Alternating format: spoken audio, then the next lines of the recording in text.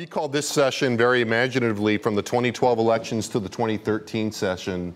I think of it as, gossiping with the journalist friends, which is hopefully what we'll get into soon. For those of you that have not been here for the rest of the day, this is the third session that we've done in this setting, plus our, sort of charter session this morning that Evan started at the Austin Club.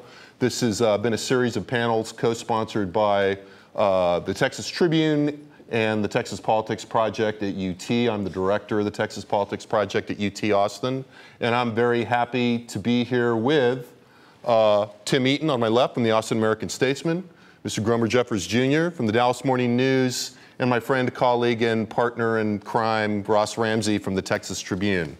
And I want to jump right into it. I want to ask you guys just sort of, starting really with you, Tim, what's the big storyline from the perspective of your hometown paper? Now, that gives you a lot of wide latitude, but talk a little about Central Texas and what the big story coming out of the election is. Yeah, well, lots of big stories. I mean, but really one of the more interesting ones, or potentially one of the bigger ones coming down the road is, may center around what's going on in Round Rock ISD. They've offered domestic partner benefits to employees and their partners, and I think it's the first ISD across the state to do that, which has got a lot of people's feathers ruffled up. I think Dan Patrick in particular. So this could end up being one of those issues that we see in the session that becomes, well, won't come out of nowhere, but could be something where we see a lot of social conservatives try to make that illegal. And do you draw any bigger conclusions also out of other things that happened in the Austin elections, the Prop 1? Yeah, that's got to be the big one, really. And, I was talking to a lot of people ahead of time, and a lot of people were concerned, or rather thinking that it was not going to pass. They figured, look, we got everybody lined up in the establishment behind this thing, and we don't have the voters. And it was a lot closer, I think, than people thought. But, we'll have to see. At this point, I'm starting to hear a lot of people look at the math and do the numbers and realize, all right, well, this is what it's going to mean for me in terms of taxes every year, and they get a little nervous for sure. Gromer, about the Dallas area? Well, the big race was the Senate 10 race. Wendy Davis held on to beat Mark Shelton. That was an important race for Democrats in North Texas, and pretty much for Democrats statewide, because if she loses that race, it's sort of demoralizing. But it was fascinating to watch. It was a united front on the Democratic side, and she managed to win. The other big story was the new congressional district 33. That's a Democratic district as well. Mark Vesey, who was here a minute ago. I think he's out cleaning out his office. That's right. That's what he said, yeah. So he'll represent Congress in that new district. He won't have a lot of time to rest, though. Depending on what happens with redistricting, you might see another battle or rematch with Domingo Garcia, who vows to sort of bring more Hispanic voters to the table. And I mean, that race was only 1,100 votes, so depending on the makeup of the district, we might see another big race in that district in 2 years. The State House race is pretty routine. Redistricting sort of resulted in no real interesting contest. Sheets held on in House District 107. And Jason Villalba in Will Hartnett's district, he's retiring, he managed to beat Carol Kemp pretty easily. What I think we kind of missed was Linda Harper Brown struggled in that new district. As you know, Rodney Anderson was sort of cut out by redistricting, so you had a lot of Grand Prairie that Linda Harper Brown had to appeal to. She didn't really know those voters. And these were the same voters that put Kirk England in 2008. So that was a close race. It wasn't expected to be, but when you look back, it makes sense that it was. So we'll see going forward what happens in my area. We had some retirements, sending a couple of new people to the House, and Ken Paxton to the Senate to replace Florence Shapiro. So should be interesting. I want to follow up with you just a little bit before we move on to Ross. That Wendy Davis, Dr. Shelton race had a lot, obviously, kind of the marquee race in the state. got a lot of attention in Austin. Can you tell us something from the ground in the Dallas-Fort Worth area that we didn't see here? I mean, what can you tell us about that race that we don't know?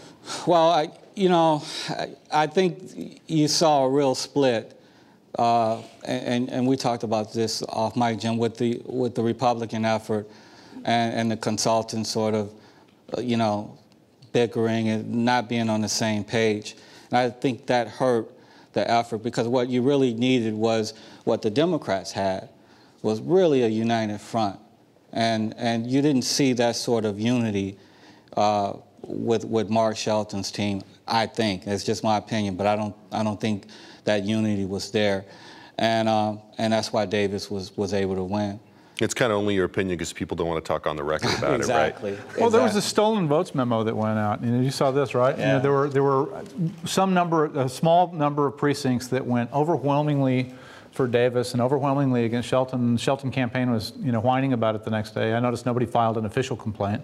Right. They filed a press release and kind That's of whined almost about official. it. But it looks like, it's kind of to what you're talking about. If those numbers, you just look at those numbers and you go, the Democrats really had a great get out the vote routine going in these 8 or 10 or whatever the number was of Democratic districts. And it's been described to me anecdotally as they did an old-fashioned go knock on their doors and throw them in the van and take them to the polling place. You're starting to see their efforts from several years ago, bear fruit. Great voter file. They target voters now better than ever before.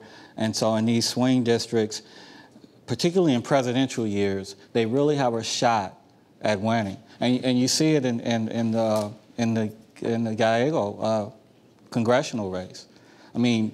On the ground, targeting voters, they know where the Democratic votes are, and they're able to turn them out. Now, if they can just make it work on a statewide level, then one day it will. But in terms of those in-district races, in swing districts during presidential years, it's pretty tough to beat, at least in North Texas, tough to beat Democrats. Seems to me one of the emerging tales of this cycle that's percolating down from the national level is this kind of Sasha Eisenberg, discussion about the renewal, the kind of a re-injection of targeting that has really resulted in a reinvigorated ground game and the importance of renewed attention to the importance of getting out the vote and how much more efficient that's become. Oh, and we saw it in the presidential election. Sure, remember the question, ground game versus enthusiasm? Well, the reality is an unenthusiastic vote counts just as much as an enthusiastic vote. It doesn't matter if you run to the polls or if someone drags you to the polls. If it's a vote. Right. Or shames you to the polls. Exactly. Yeah. And so if you have a ground game, chances are in a close election you'll win. It'll add 2, 3, 4 points, maybe more to your total. Yeah, I think you bring out something good. That it's not just, everybody that's worked in campaigns, those ground game matters. It's that there's new tools and new approaches to the ground game. Exactly. So Ross, what's your takeaway in terms of your beat is the whole state? Yeah, so there were more suicides than murders. There were 40. We get 49 freshmen coming into the Texas legislature, 43 in the House, 6 in the Senate. Of the 246 elected officials, the legislature, congressional delegation, and the statewides, only 16 got beat all year. So it's kind of a testament to how good redistricting is and how powerful incumbency is. But a lot of people dropped out, either because they saw their fortune in the maps or they saw something coming or they ran for some higher office. So we'll have 43 freshmen in the Texas House. We have 24 of the 35 who were elected in 2010 coming back. So the size of the freshman and sophomore classes, the people who are still walking around looking for the bathrooms and the Coke machines here, is going to be 67. So that's a really, that's a really big number. How many freshmen last time? There were 35, and 11 of them aren't coming back. So the partisan numbers are roughly the same. It was 102 Republicans and 48 Democrats in the current House. They didn't think they could hold that. And privately, when they were drawing the maps, they said, we had a great year in 2010. It's going to slide. And turns out the slide's about 7 seats. Of course, the Democrats on the other side, if you're on the other side of that, you say, we gained 7 seats. They lost 7 seats. We've got momentum, shoot at everything that moves and claim everything that falls, right? Right. So, but, I think the big story is going to be all the new names. And the partisan mix is about the same. And then one of the sub-stories, and we can kind of see this personified in the Speaker and in the Lieutenant Governor, is this national and state story that there are two Republican parties. And this sort of, we've got this, I don't like calling it the Tea Party because it's not ideologically similar, but this sort of populist Republicans and the sort of the old traditional Republicans. And we still don't know who's going to win that thing. Romney was the traditional Republican candidate. Ted Cruz is an example of the other kind. I think the lesson that David Dewhurst came out of the primary with was, I need to run to the right. Doesn't look like Joe Strauss is going to run to the right. And I think we'll watch those two and kind of see this in microcosm as the session goes forward. We're also going to welcome Patti Hart to the party. I am so sorry I'm late. I got my times wrong. Actually, you came here at precisely the right moment. So we're asking, what's the big narrative from the election in your kind of locality? Sort of, Tim talked a little bit about Austin. Dallas talked a little bit about the Dallas-Fort Worth area. Ross talked about whatever the hell he wanted, and we're now going to go to you. Back in Harris County, we're celebrating the election of a deceased person, Mario Gallegos, which is always great in Texas politics when that happens. Before the election, there had been a lot of speculation that if Wendy Davis failed to retain her seat, that some hijinks might happen in how the governor would call the special election to replace Senator Gallegos. Since she held on to her seat, there's less of a motivation for he could wait a very long time with each step of the process so that there wasn't another Democrat in the Senate, was sort of what the conventional wisdom was. But I'm not sure that will happen. It won't make that big of a difference. Right. And it certainly wouldn't win him any points in Houston to have one less senator from Harris County in the Senate. So that's the big talk. And I don't know if y'all just talked on the bigger themes, but one of the things that I caught my eye today was a story that in the New Republic that Rick Perry got the last laugh because Romney really did fall down in appealing to Hispanic voters by his aggressive sort of comments about immigration and the DREAM Act. And the suggestion was that, maybe Rick Perry had it right. I think that's not exactly right. I think that's given our governor too much credit. I think he would have liked to have not have signed that bill, given, I think that was the Rick Perry of 2001 who was in favor of the DREAM Act. Certainly nothing last session made us think that he was anything about courting Hispanic voters. I think that's sort of a facile way of looking at Perry and his approach to immigration. I do think that this election is when the giant Hispanic, we'll look back on this as the moment that we've all been waiting for. When will Hispanics make a big difference in an election? The question that I have is, did anybody in Texas learn that lesson? Because I think that there is going to be, continued march to the right here in Texas. I'm not sure that's going to,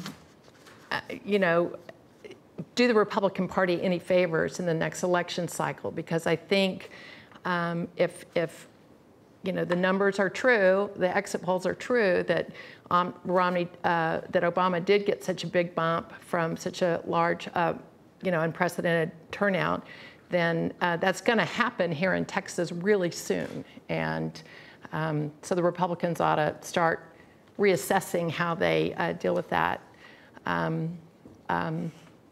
voting bloc. The other voting bloc that I don't want to not mention is women, and Kay Bailey Hutchison had some comments about that this morning with Soledad O'Brien, which is that she feels like her party made the mistake of not sticking to its economic message, that's the strongest message that the Republican Party has, that, in her words, if you try to get into what many people consider personal issues. It's hard to build a party around that that's a very centered party, or it has a center of gravity. And so she was, pointing out that her party has some work to do on those issues. And if you look at the exit polls, there was a gender gap. We were told there wouldn't be, but I think what I'm hearing is that 55% of women went with nationally, yeah. Yeah, nationally. We all know what the narrative of the campaign was, and that just amazing forehead-slapping kind of goofball comments about rape and abortion. I think her message is exactly right. As she's leaving the stage, she's giving some sage advice to her party. And women made up 54% of the overall vote. So more women voted than men. It's like in 08, 10 million more women voted than men. Right. I don't know what the number was this time around. Well, you helped set something up for us, Patti. I mean, you're committing panel malpractice now if you don't do a post-election panel without talking about the Hispanic vote. Although, I think I'm a little more skeptical than you are about how it's playing out in Texas. And, I think the effect is a little bit mixed. What do you guys think, Tim? Yeah, I think it's going to be really interesting to see what the Republicans do with this. On one hand, they've got to pay attention to these factions of the party that got them elected, the ones that want really strict immigration laws. And at the same time, I think a lot of leaders in the party, I think particularly Steve Ministeri, the state chair, wants to, welcome Hispanics in a lot more, wants to tone down the language and make them feel more comfortable. I don't know how much buy-in he's got. At last check, David Dewhurst still is opposed to in-state tuition for undocumented immigrants. I think that's something a lot of Hispanics maybe take personally, maybe are offended by. But he's sticking to his guns. There's huge numbers of people in the state house who agree with him and want to reintroduce these bills. But at the same time, I guess I see, moderate Republicans sort of cringing a little bit when these bills get brought up. Well, I wanted to pick up on something Ross said about that, because I think that, when we look at the division inside the Republican Party, when you look at it in terms of polling numbers, when you look at it at the distinction between the stuff that we've done in the inside intelligence poll, for example, Ross's, that a bunch of people in this room are probably on, Ross's survey of people that work in the process versus our general polling, and you look at the discussions inside the Republican Party, the split is not just a vertical split down the middle between traditional and moderate Republicans, or moderate and more conservative Republicans. It's also a bit of a vertical split, too, between the base and a faction of the leadership that is thinking in the longer term, thinks about demographics, thinks strategically, but also, has contention with other people that are still opportunistic and understand what's going on in the base. So the incentives, I think, electorally inside the party are very mixed right now. What were you going to say, Gromer? Well, you can only pay attention to the election that's in front of you. And if you look in Texas this year, Dewhurst got mauled and knifed in the alley by the base of his own party. And so if you're a candidate in 2014 and you see that, and you see how Rick Perry just devastated Kay Bailey Hutchinson, who, many consider a moderate, then the motivation is not to look at the national election and say, well, you know what, we have to look out for the Hispanic vote is coming and we don't want to get trapped. No, the motivation will be, well, let them show us. And until then, we're going to run with what works. And what works in Texas for Republicans so far is running to the right. I think on the morning panel this morning, Jason Johnson said something who was the involved in the Cruz campaign, said something very interesting. He basically said, I think if there's something that comes out of Ted's campaign, it's that there's going to be no more anointments in the Republican primary. Well, the other thing that's different here is in national elections, you have to go through a general election. So you've got to keep at least a toe in where moderates can come to your candidacy. In Texas elections, you don't have to have a general election unless you're in one of those 4 or 5 or 6 or 7 House districts. So in the general election yesterday in Texas, you had to have about 4 million votes to win, but it didn't really matter to Republicans because they were all in the 57, 56% range. It wasn't really an election. In the Republican primary, where they had to win in order to become statewide officials, they only had to win about 740,000 votes. And it's an entirely different electorate. It's an entirely different set of issues. And they can run in a way, and they're running in a state where they don't have to say, I'm going to run to the right for the primary, but then I'm going to repair that. This is where Mitt Romney stumbled some. I'm going to repair that and come back to the middle. They never have to come back to the middle. There's no repair necessary. So there's, right. So you know, as long as that's the case, this fight in the Republican Party, it's like rewinding or winding back 40 years and saying, well, you run in the Democratic primary and then you're done. I think that's a short-term view. I think that's going to be. I think that's going to be true for, you know, we keep wondering, you know. I'm not going to put any money today on what election cycle I think this will happen, but I think that the story of the national election means that this is coming here where Republicans can no longer just worry about their primary. And you go back, you know, it didn't do George Bush any harm to reach out to Hispanics. It really helped, and somebody who is concerned about the long-term future of the Republican Party in Texas is going to need, you know, to make this take this message that at your peril do you just assume that you only have to get those 740,000 votes. But the marker there is that, you know, that's exactly what Ted Cruz did. And if George Bush had somebody running to his right, like David Dewhurst did, I think he would have had problems. He certainly had problems in this primary. I don't know if he would have had problems in the '94 primary. But in this primary, nobody's going to lose by going to the right. And Tim, although Tim, you've done some reporting suggesting that there are people in the Republican Party doing exactly what Patti is saying. It's just, it's a little bit of an uphill slog, That's right. And you know, a lot of, it was described to me as, you know, they were doing it for personal gain. They weren't thinking about the long-term effects on the party. And I think peril was the word that kept coming up over and over again in my reporting. You're doing this at the peril of your party in the long term. But, you know, it's hard, I guess, if you're that one candidate who knows what you have to say today to get elected tomorrow. And were those all general election candidates, though? Were they Republicans that only had to win in March? They were Republicans that only had to win in March. Okay. Yeah. So, but I think it's, I'm sorry, but I think it's the party officials look at that, you know, the Stevie Ministeris of the world, and they say, look, can we just tone everything down here? I mean, we don't have to talk like this. We can all, you know, play on an even field here, and, you know, let's talk about other issues. We don't have to keep coming back to this one as a main issue. Yeah, the question is whether we'll have a warning sign with Texas statewide races, or will the dam break just all at once? I know in Dallas County, in 2004, Lupe Valdez was elected sheriff, a Democrat. She was elected sheriff. And people were like, whoa, wait a minute, how did this happen? And the Republicans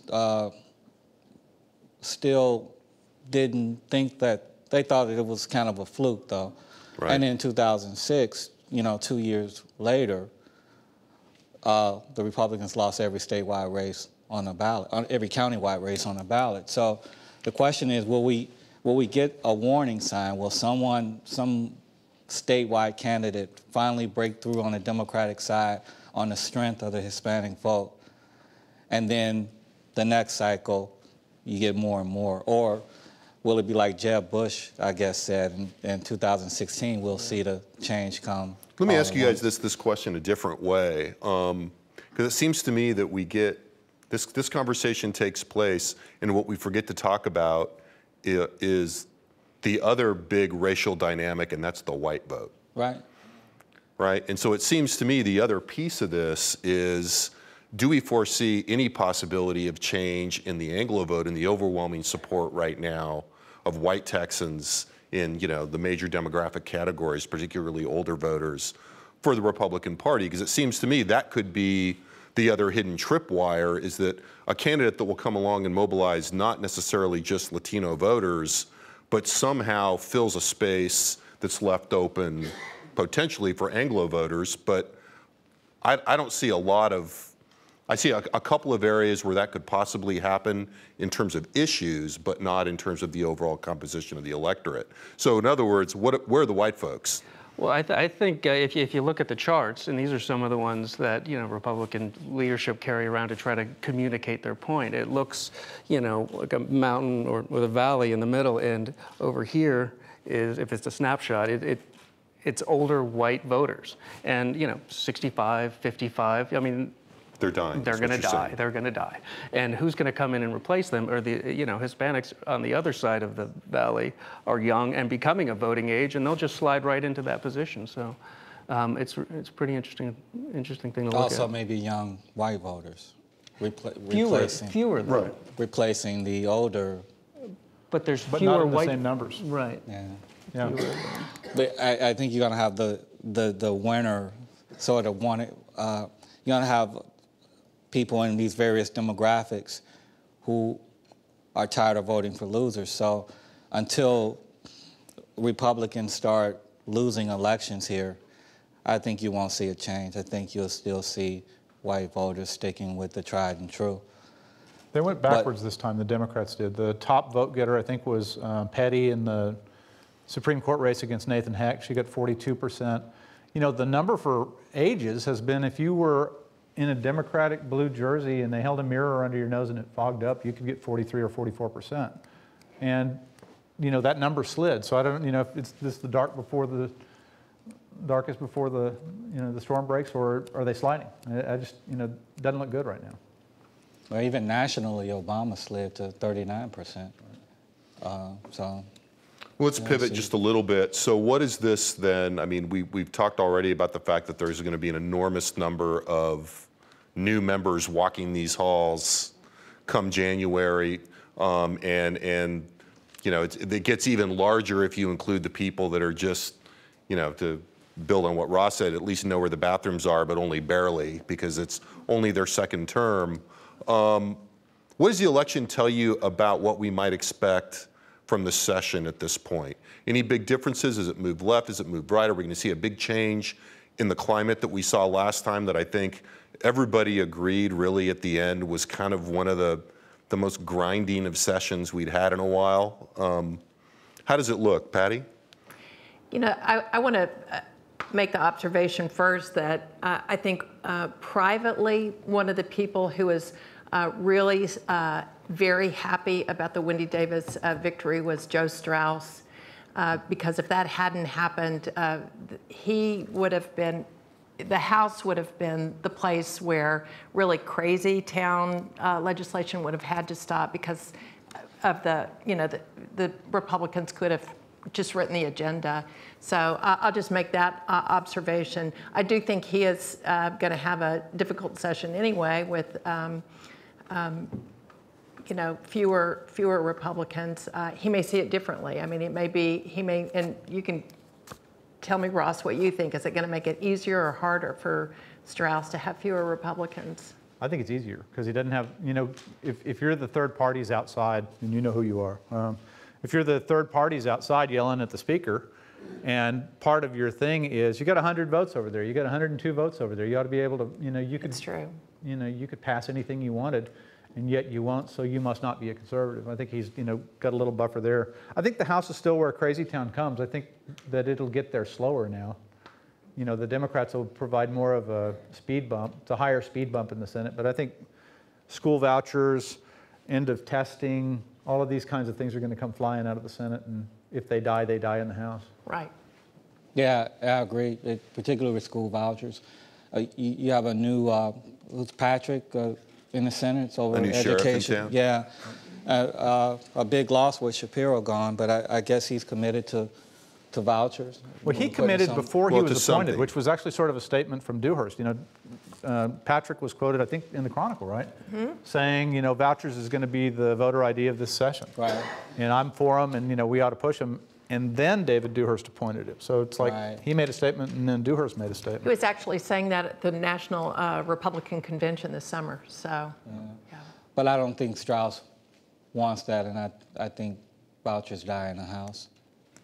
I think vouchers would be it's going to be a fascinating issue. It's not one that is a Democrat or Republican issue. I mean, you've got rural Republicans, hate the idea. You've got, it's all, even within religions, right? You've got the Catholics who love the idea. Baptists hate it. Which just sets up for one glorious fight that could flow. Easy, boy. Yeah, looking forward to it. We hate when they do this. Makes for good newspaper stories. Well, it seems to me, and you guys, it seems to me that the vouchers have become more than simply the new voter ID. It's become an interesting kind of heat check of what the mood of the chamber is, because it seems to me that maybe Senator Patrick has been very coy, which is not really a term you usually use with him, but has been coy about saying exactly what's going to be in his proposal. Now, it may turn out to be that the surprise is that there's no surprise, but I suspect that's not going to be the case. I suspect you're going to see something that's crafted to speak to the situation that Tim is implying here, that vouchers have always vouchers as standalone proposals have always engendered a certain amount of automatic opposition by this coalition of cities and of people in the cities, people in the rural areas, and that there's going to be some kind of attempt to overcome that. Does that make sense to you? It's one of the few issues where Lon Burnham and Kathy Adams are on the same side. It has these weird cuts, like Tim was saying. Kathy Adams at the Texas Eagle Forum says, if you give government money to private schools, regulation will follow, so we're against this. The Garnet Colemans say we're against this. The rural Republicans and Democrats say, the community center in our community is the school system. Don't screw that up. And besides which, why would you take money out of our school system to send city kids to a private school? Because our kids don't have a private school they can go to anyway, so why are we playing? Patrick's problem, his practical problem putting something like this together is going to be finding some version of vouchers that can get enough votes to get out of there. And I think that even it's if you... almost impossible. I think it's really, really tough. Pilot program. Right. Well, yeah, last time they had the pilot program, and then they had the great Charlie Guerin maneuver where they had a pilot program that looked like it was going to pass until he amended it so that it went in the sponsor's district. One of the things I always found fascinating about the vouchers issue is it's always been such a conservative issue. It's one that they've loved and wrapped it up, but it's also ones that, in some reporting that I've done, has been very, very popular in poor urban neighborhoods among the voters and among the parents. And it just seemed really interesting to see, two so different, groups with the, Republican lawmakers and the inner city parents agreeing on something. And it makes sense if you're that parent too, if you think about it. If you have your child going to a terrible school, wouldn't you want to think about moving that child to a private school and not think of the grander issue of public school system? Patti? One of the things that might complicate it, is that there will be a drive to expand charters in Texas, which, as you well know, inner city neighborhoods like charters. They like to have that choice, and the politics of the two issues are just bound to get all balled up together. And so I think people are going to have to make a choice. Do they go with expanding charters or vouchers? And I don't know. I don't see both happening. Although that is kind of the Rubik's Cube. If you could get it exactly right, some combination of those, I think, would be how you would make it fly in some way. And also, I think something else going on here is some other underlying demographic change that is not getting as much attention, as a Latino change, and that's demographic change in terms of urbanization, which continues. And at some point, the politics of this issue do change because the depopulation of the rural area changes the vote balance, at least in the House. Mm-hmm. Right. Right. But in the Senate too. So, I want to go on to another sort of set of issue topics with the legislature. In the last panel, where we had former heads of HHS, Education, Transportation, and former head of the LCRA, we talked about water, transportation, et cetera, infrastructure, and kind of human capital issues. And I ended the panel by asking everybody, after we'd kind of unpacked some of the issues, are you optimistic or pessimistic about the ability of the incoming legislature to actually move forward a little bit on some of these needs that, as we've seen in that Inside Intelligence poll, people really inside the process think are really important? Right. Only one person, the most negative response we got was neutral. Everybody expressed a sense of cautious optimism, and they're not currently heading those agencies, so they weren't necessarily trying to front load. I'm wondering if you all think that the discussion of these infrastructure issues, and let's focus a little more narrowly, particularly water and transportation, has gotten to the point where the legislature may actually move forward on this time. I would say cautious optimism I probably agree with that. I think a lot of people are in agreement that at least some of the rainy day fund will be used one time with water issues. So it's a start, I suppose. You seem a little more skeptical over there. If I'm just reading body language. I'm not so sure. I mean, with just the fact that he was shaking his head. Yeah. I'm very deft that way. 2014 coming up, you know, Ross just talked about all the new lawmakers coming in, and if you're charged to, you know, to guard the pocketbook and the wallet and watch every dime and all that stuff, I mean, I don't know. I think if the problems with water and infrastructure and all of that reaches a point where you have to do something, yeah. But if we're not there yet, then I wouldn't hold out much hope. Ross, what do you think? So it's always easier not to do something. And school finance gives them a reason on financial issues not to do something. They can say, you know, it would be nice if we had this much money for water, or this much money for roads, or this much money for whatever in the budget. Or it would be nice if we could come in and fool around with the franchise tax, or we could adjust the, you know, the high cost gas exemption, all of these kinds of things. But let's don't mess with anything that involves numbers while school finance is in court. And the general expectation seems to be that John Dietz, the district court judge in this thing, hands up a decision sometime relatively early in the session. It appeals directly to the Texas Supreme Court, and if they kind of do what they've done in years past, the Texas Supreme Court probably waits until after the session to do anything.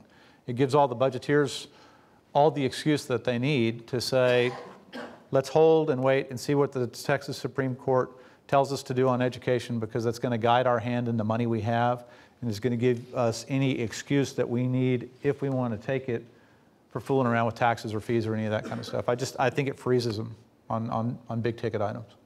What do you think, Patti? I think if there is any movement beyond what I think Ross makes a pretty good case for that. It's such an overarching issue. But I think if there's any area that has a constituency and sort of a steady drumbeat, it's transportation.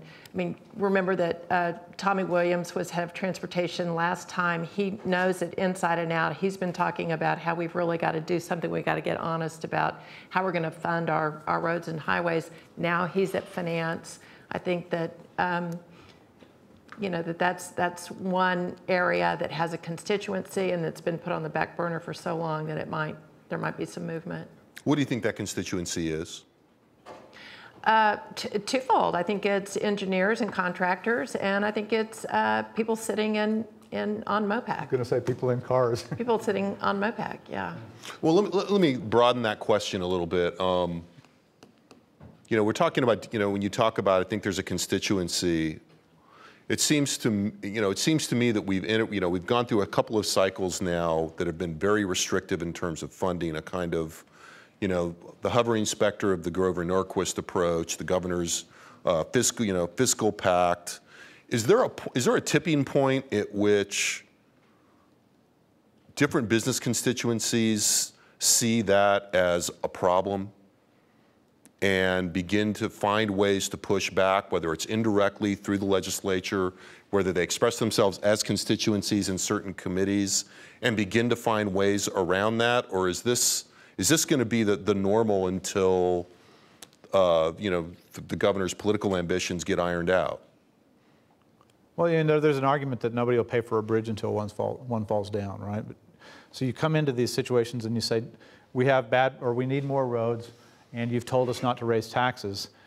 If you can convince voters that that's actually an either or, so that they don't say, wait, there's a third path, right? If you can say, we either need to have a tap fee on water, or this drought map that's so bad all over the state is going to stay the same as it is. And by the way, you're going to have to give up that St. Augustine.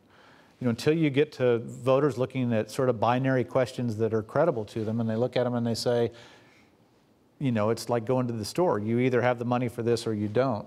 Put the item back on the shelf or buy it. And when they get to the point where they say, I really need more roads, or I really need this water thing taken care of, or we need to improve schools, or whatever the conversation is, I don't think it breaks until, you know, you can't get a price-sensitive electorate to change its mind unless you really dangle something in front of them and they're really convinced that unless you raise the price, they won't get it. Is the electorate the main, so you think the electorate is still the main variable there? I think that all these Republicans and these 67 people that were elected this time and 2 years ago are listening to those 740,000 people in the Republican primary, and those people are saying, we're price sensitive, no mas. I have something to add to that. I think there is another variable, and that is that, and I've written about this, we've all talked about this, there is a vacuum in the leadership of Texas business. And the reason there's only one narrative being sold to those 740,000 people. If someone steps up and creates a new narrative, you know, that this is very pressing, this is what we have to do, and I'm not doing it because I'm a tax and spend liberal, I'm doing it because it's important to my business and job creation. You know, but right now there's a vacuum. There's just nobody who's really exercising that sort of power in the state. Gromer, transportation's obviously been a really big issue and been up the focus in a lot of these questions in your region. What do you think? Every session, if you look at the wish list, the legislative agenda from, you know, the business community, the counties in North Texas, everybody has transportation and water issues on there. They just can't get it passed. And the problem is what Ross outlined. Until you can get the electorate to understand the urgency of the problem and then respond with their votes, then you're going to always face opposition with lawmakers who, what's the number again, 740? 740. Who are beholden to them because that 740,000 don't see the urgency yet. They haven't sat on 35 in the Mixmaster long enough to get pissed off and say, hey, I want change. Tim, what do you think? I mean, they still water their lawns like twice a week, so hey. I wish Tom Mason was still here. He'd be happy to hear you make that point. Yeah. I mean, I agree with everything everyone has said. The only thing really to add is maybe not so much here in Austin, but across much of the rest of the state, people keep electing these folks that are coming in very fiscally conservative, and they're coming in with promises not to spend and not even to find new ways to bring in revenue to spend more. Let's just keep cutting and cutting, and I think that those people are still here, so it's hard to get them to. I'm curious what you make. I'm curious what you make of Patti's suggestion that there's been a vacuum of an alternative plan coming out of the business community. I mean, I think one might argue that the business community up to this point has been, by and large, supportive of a fiscally restrictive view. Does that make sense? They all praised the budget when it came out, 18 months ago. And, they were all, this is what we should be doing. That's a price-sensitive constituency. I mean, that's the message from all of those groups outside. A couple of them were saying, you shouldn't be cutting education like this. You shouldn't be, we wish you weren't doing that. But, the sort of the message from the groups you're talking about was, that's what we want. And yet, at the beginning of every session, they also say they want to do something about transportation and water. So, Right. So what changes their mind in between based on your reporting? They got to get to a point where they actually aren't getting something that they want. They can't come in, you can't come in and say, we want you to, change all of these taxes and fiddle with all of these exemptions so that our tax bills go down at the same time. And by the way, we want this product and this product that we're not getting now. You got to choose. And until they are convinced that it's a binary, that it's not something that can be solved by something else you throw in, like fraud, waste, and abuse. What if it was more efficient? What if you got rid of that program over there? Until it becomes a binary in their minds and they say, if you have a nickel, you can have this, then they get to decide. Right now they're saying, I don't have a nickel, but I do want this, and I think there's another way to do it. The legislators are kind of confused, but they're not going to raise the price.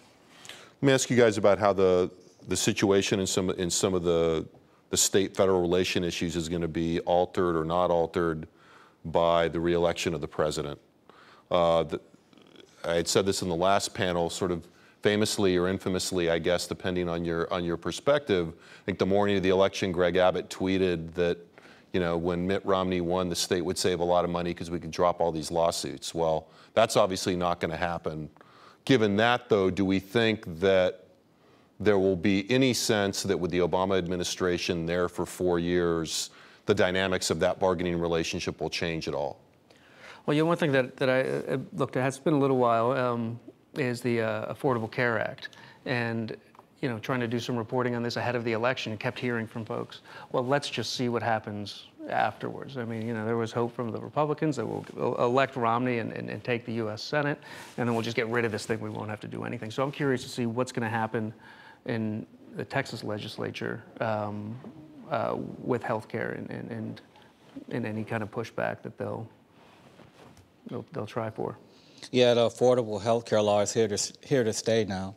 So it will be interesting to see, for instance, what Rick Perry's view is going forward. Will he still be the crusader against all things Washington and all things Obama in the backdrop of another potential presidential campaign, possibly? And I would like to know if the governor thinks that he can win, and if he could have won Tuesday, and if he can win in this environment where the electorate is where the electorate is, but that's another question. The other part of it is the governor's race in 2014, which I know Ross can't wait. He can't wait to talk about. He got to 2014 before I did. I know. Yeah, well, I knew I wouldn't have to raise it that one of you guys would bring it up. Too much on issues. But to see guys like Abbott, I mean, you're right. I mean, will he continue to sue the federal government, or knowing that maybe that gives him credibility with Texas conservatives and a leg up in the upcoming governor's race if he decides to take on Rick Perry, if Perry decides to run? So, you know, those are interesting questions. I think, though, that the Washington bashing, the sort of anti-government mentality in Texas in the legislature continues. Had a Republican consultant in the morning panel, you know, in response to an audience question, say that basically, you know, I'll be campaigning against Barack Obama for the rest of my life. Right. Yeah. And he, you know, I mean, that wasn't his facetious. Yeah, I mean, basically, the way that he couched it was in the same way that you know, Democrats ran against Ronald Reagan for a generation, and you know that it's going to be a formative experience, and it's going to be a formative political symbol. Ross, what do you think? You know, there's one issue where I think they're actually going to sort of come together, and I think it's sort of an interesting moment. Obama wants to do immigration, and the moderates, quote unquote, on immigration are going to be the border governors and border senators. You know, even Rick Perry, when you get to immigration, when the feds start talking about, okay, let's fiddle with policy in the same way that Reagan did, I think that's someplace where they're going to talk. I think these guys are right about the Affordable Care Act. And, you know, one of the numbers in the UT Texas Tribune poll that was really interesting, and we had a lot of fun yakking about, was 1% of Texans strongly agree Congress is doing a good job. 10% somewhat agree, and the rest of them don't agree at all. And as long as you've got numbers like, you know, only 11% of Texans hate these guys, if I'm a political candidate or a political consultant, by God, I hate them too. And I think they'll keep running on federalism as long as those numbers are like that. But I think immigration is going to be an exception to this, and I think it may actually be one of those places where someday in the future, 18 months or 2 years out, there's a Rick Perry, Barack Obama, you know, somewhere in the same photograph. Including a path to citizenship? Well, I don't know what it'll include, but I do think that they want to work this out, and the Texas people and the New Mexico people and the Arizona people and the California people are hearing from their business leaders like Charles Butt and Bob Perry and people like that who say, wait a minute, you're messing with the economy here. This isn't just, you know, something that you get to go bash in a primary. This is our economic life. And they're starting to hear it from the Deep South. If you follow these stories about farming and carpet business and all of these things in Alabama, Midwest, Mississippi, Iowa. Georgia, right.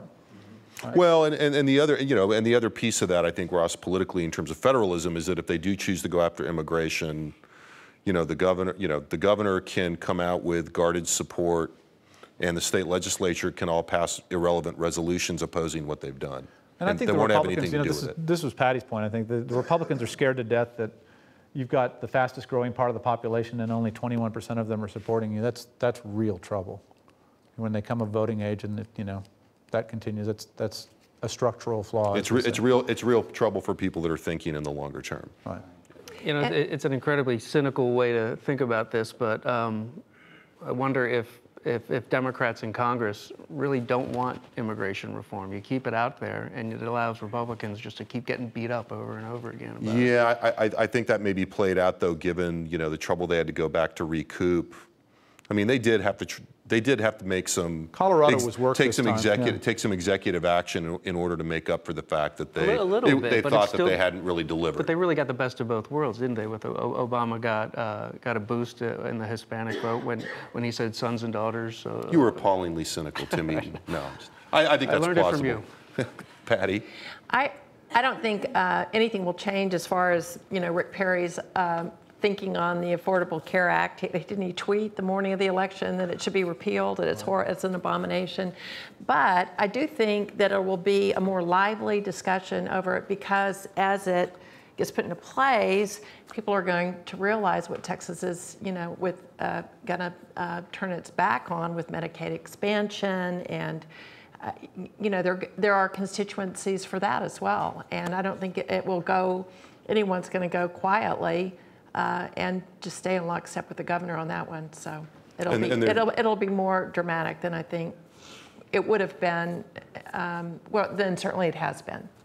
And they're certainly deeply invested on a lot of those fronts. It'd be hard, I think, for them to turn around. I want to open it up for questions in a second, but I want to do a quick summary because I know you guys all want to talk about this. I want to ask you very quickly, in sequence, does Perry run in 2014? Does he run for president?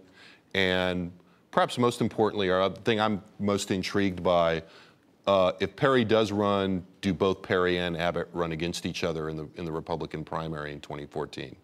Well, I'm sorry, were you going to ask someone else? I am. I'm looking right at you. Oh, great. I think 2014, there's a pretty good chance, Perry runs for governor either way. What a great way to keep making money through fundraising, as a sitting governor. You lose some clout, I guess. I wouldn't want to predict the presidency, but it really would be one hell of an exciting race to see Perry and Abbott. Whether or not they would do that, from what I can understand, they're pretty good friends, and there would have to be maybe that would dissolve. So aside from all of that cynicism, you still believe in friendship. Yeah. That's so adorable. I learned that from you too. I think Perry runs for re-election in 2014. I think he sticks his toe in the water for president, but ultimately does not run in 2016. I think he'll, with 1,000 other candidates for an open seat, he'll look at it, but I don't think he does it. And if he does, though, either way, if he does or he doesn't, I think Abbott maybe tries for something like lieutenant governor, and then Perry doesn't serve out the whole term, and Abbott becomes governor. It's the deal they cut for Abbott not to run against Perry in 2014. Now that puts Staples and others on the outside, but I think that's what happens. That's pretty Russian. I'm sorry, calling you Gromer Dostoevsky. Yeah, I think Perry runs again because he didn't bluff about that much, and he said, "I'm interested in running for governor again." I think he's in. I think he's open to the opportunity and leaning toward running for president. I mean, it looks like that to me. And I think he and Abbott do run against each other, but I'm not sure we get to see it. I think they could do that in a living room with 6 to 12 very, very big donors they have in common, and they go make like a venture capital pitch, and it's like an Oliver Stone movie, isn't it? It's like those people say that one or that one. And, I don't think those guys, I think ordinarily Abbott would run. But I think that based on the Kay Bailey Hutchison experience, everybody's a little bit wary of, those kinds of things. And I think they'd both go to their donors, and I think their donors will decide for them. I'm not sure. I guess I think he'll run for governor again, but I do think he'll run for president again, because immediately after Romney lost, Perry's base said, we made a terrible mistake with going with a terrible moderate. And, so there is going to be a group of people looking for a Republican of his ilk, and I think he'll fill the bill. So supply and demand. Thank you, guys. Questions from the audience? We'll have somebody coming around with a microphone. Let's start over here, and then we'll come back around to Paul. Always make a run every time you're so. No, it's, I think she wore sensible shoes. Ross, you brought up a very good point about the legislature, how we have, like, the number you said was 70 some odd. And that's actually 67 freshmen and sophomores. Yeah, freshmen and sophomores. With that kind of churn sitting in the Texas legislature, I mean, do we really see an opportunity for long-term kind of things, or does that really just put the power in the people like the Patricks, the Watsons, people like that, who've been around there and have staying power and things like that? Well, you have a better chance of passing a bill if you know how. I mean, a lot of the freshmen and a lot of the sophomores are really smart people, and there's probably a governor or a senator in there somewhere, but they've got to figure out how to read a budget and how to make the machine work. And so they're going to be reliant on people with more experience. And I think for at least this session, the people with more experience are going to have an advantage. Where they're just going to those guys for votes, but not for expertise.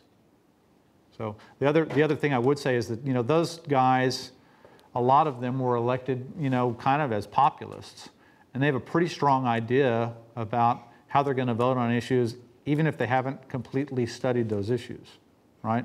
Trying to be gentle. But I think they're going to come in with some hardline positions, and the more experienced people will have to work around those too. Anybody else want to weigh in on that? I think that lack of experience always benefits the lobby. I mean, you're going to be, there's such a limited amount of time, and if somebody has information that sounds good, then these people are going to be thirsty for that kind of thing. So.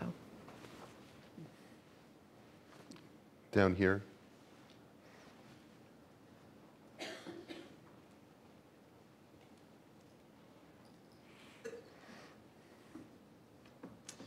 Hey, also, after the election, I've got a little theory that I'm kicking around, which is that if in this four-year term, Obama and the Democrats manage to get some sort of comprehensive immigration reform that doesn't demonize Latinos, Hispanics too much, at least, then they've got them locked in for the next 2 decades or so, which will mean that Texas will swing. It's just a theory. What do y'all think? I think Obama at 71% of the Hispanic vote is a good start, and chances are nationally that vote is locked away for several election cycles, if not longer. I mean, we're looking at probably a California situation if the Republicans can't do any better nationally. So I'll agree with you there. And in Texas, the same way. But the question is, when does the sleeping giant emerge? And when it does, there is a national problem for Republicans, because there's no path to the White House without Texas. And to Patti's point, you have to be looking at those things long term. I don't know if they are, but yeah, you have to look at them long term. But the question for Texas is it 2016, is it 2020, or 50 years from now when we start to see candidates being elected statewide on the strength of the Hispanic vote? This doesn't really go to your question, but it would be pretty interesting if this point was brought up during some reporting I've done a while ago. But say Texas finally does flip, become a Democratic state, and assuming California and New York go nowhere, I mean, it would be a hell of a long time before a Republican would ever have a chance of getting elected, president, that is. The big variable there is the assumption that Hispanics who don't vote now, either because they don't vote or because they're too young and they're just coming of age, are going to vote the same way as the Hispanics who do vote. I mean, the question, you know, Hispanics who do vote now, generally, this top of the ballot accepted, you know, are about 2/3 Democrat and about 1/3 Republican. Is the next wave, if a bunch of new Hispanics start voting, are they going to vote in those same percentages and in the same way? And I think that's going to be more issue driven. I don't know that, you know, they're culturally democratic. I think if you have But issues, aren't they though? Although, I mean, except for Cubans and... well, and, but you don't know because they don't vote. I mean, if, but for the last 30, 40, 50 but years... if the people that are now 20 and 22 and 23 and Latino begin to come of age and vote in the next 6 or 7 years, you know, sort of the regular cycle, people start really voting when they're, you know, 27 to 33, somewhere in there. Do they vote the same way that their parents have voted and that people vote now? And I think Republicans looking at this and trying to think of a long-term plan are betting that that's a persuadable population. And to the extent that it is, I think it's, you know, I think it'll probably guide their votes on things like immigration. One thing I'll just add is I did hear a pollster on the radio the other day talking about young voters, and that if you vote the same way for 2 election cycles in a row, there's an imprint, and it's much less likely that you will switch later in life. I found that interesting, and I think that's very relevant to this whole conversation about the Hispanic vote. Well, the panel data on that is a little shaky, I would say. I mean, you didn't ask me, but I'm going to answer your question anyway. You know, I would say this, that, you know, the underlying assumption there is that you wind up locking Hispanics down, quote unquote, with immigration reform. You know, that it's also possible that you wind up moving immigration off the table for a while and free up other issues to take that space. And that's where this question of political leadership and entrepreneurship and who wins these fights inside the Republican Party in terms of their time perspective really becomes important. See, I don't think it's just immigration reform. I think immigration reform resulted in some Republicans with rhetoric that basically, you know, infuriated and insulted Hispanics. So that made things worse. But I think there are other issues of concern that Republicans would have to get better with or be able to sell better to Hispanics. Right. And again, I think historically, I mean, immigration hasn't always been an issue on the table, but historically, most Hispanics have voted for Democrats. Right. With the exception of Cubans, you know, in Florida. Right. I mean, and I think that has been the pattern. But the other thing, and then Ross kind of implied this, I think, that, you know, will those attitudes remain stable over time? I mean, and this really gets into very tricky questions that are very controversial in the academic community and among, you know, Latino and Hispanic activist groups, because it really gets to the issue of, over time, will Hispanics remain attitudinally distinct, which is what you're arguing, or over time will they become, you know, to use the word that, you know, became a very bad word in the 70s, or will they assimilate more? How much of a change? Okay. Apparently Siri has our answer for us.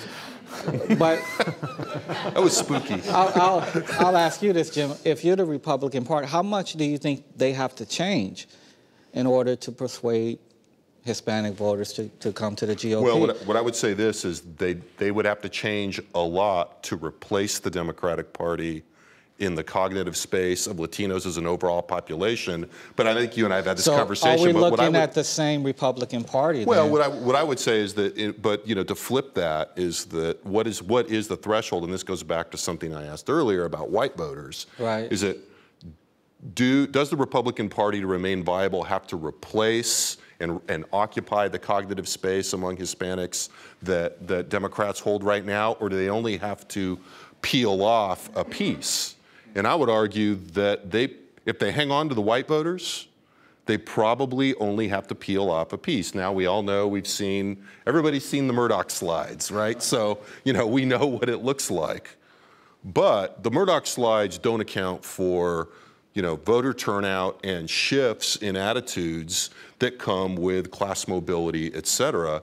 And I would argue that, you know, if the Republicans don't have to flip it to their own 70-30 dominance, that if you get to somewhere in the range of a consistent 55-45, that you remain competitive. And Democrats, the same demographics actually work both ways. right? And Democrats, as you pointed out earlier on another day to me, have to do a better job in getting more white voters, right, long term. And in Texas, retaining the infrastructure to be able to exploit their dominance among Hispanic voters, which, as we've seen, they've had trouble with. I thought one of the good points that Ted Cruz made on Election Day for the argument that Republicans do have a message for Hispanic voters is he threw out, and I can't remember the number, millions of Hispanic Texans who own a small business, right, and there's an issue that can resonate, and because that's where people live.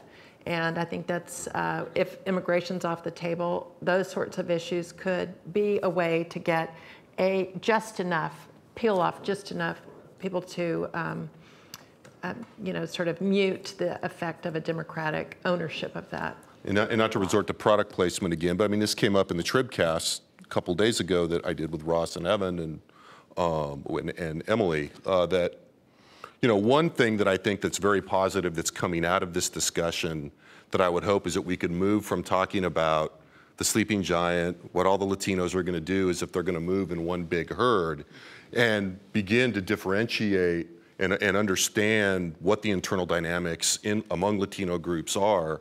I think it's necessary from a political point of view. And also, I mean, I think it makes for a higher quality of public discourse if we begin to think in a more nuanced way about what the Latino population looks like in the United States, in Texas, why, Florida looks different than Texas, why North Texas looks different from South Texas, et cetera. We'll have another demographic wave. It used to be the baby boomers we were talking about. Right. Well, who will be the Latino Tom Brokaw?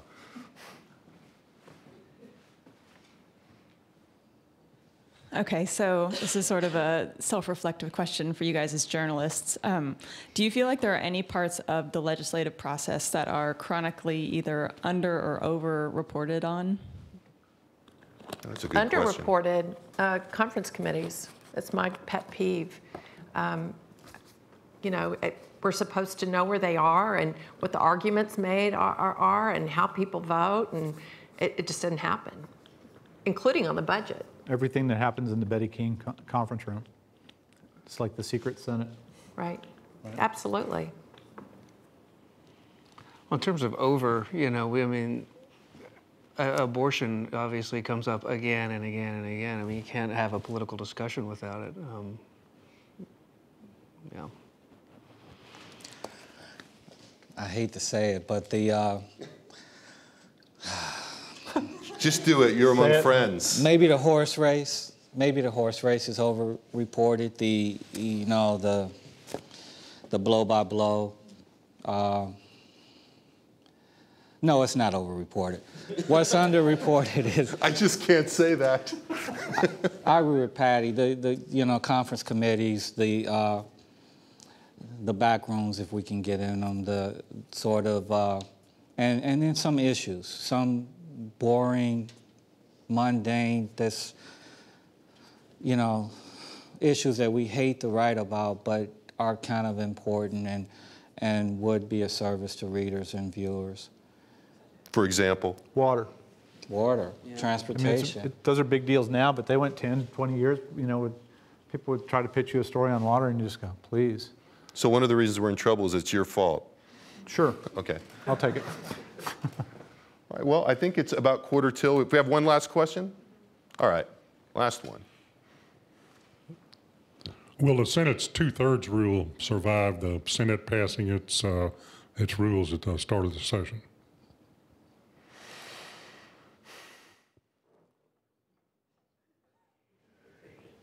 You know better than anybody. I know. I should be able to tell you that. I think it's totally up in the air. I couldn't tell you what I think. I think there'll be a play to water it down, and maybe Dan Patrick has the votes to do that. He tried to make it 60% like Washington. And he may have the votes to do that this time. I don't know if they'll change the number. I think they'll water it down, and I think they'll either do it by lowering it to 60% or by saying it applies except on these issues. Yeah, I don't cover the Senate, but from discussions I've had, largely I would say people expect it to stay in place, but then again, I have no idea. Yeah, I think it'll stay in place. Minimal change, maybe. Maybe an expansion of the issues or the topics where they would remove it, you know, making that clearer. But I don't know, it's kind of a cherished deal in the Senate, right? By some. Not by the people who sit in it are now sitting in the chamber. Yeah, it used to be, but I'm not so sure. It's where senators, a lot of their individual, this is sort of the Ken Armbruster theory of the universe, but it's where a lot of their individual power comes from. And the ones who've really studied the process look at it and say, you know, this is why one senator remains important in the process, and where sort of that's where your juice is. But it's hard to argue against this, you know, the feeling that, you know, they've got a majority and they can't get anything done. That's got to be frustrating. Right. I want to thank Tim Eaton, Gromer Jeffers, Ross Ramsey, Patti Hart. Thank you very much, guys.